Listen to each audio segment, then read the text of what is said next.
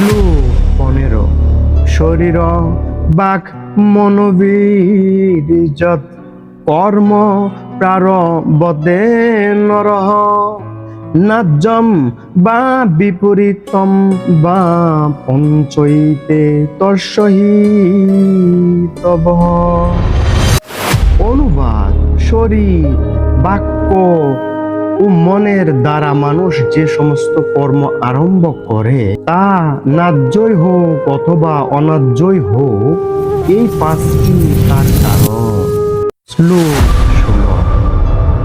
তত্রৈবং সতি কর্তারম আত্মানম কেবলম তুজ পশ্যতি অকৃতবুদ্ধি তাৎনশ পশ্যতি দূরপতি।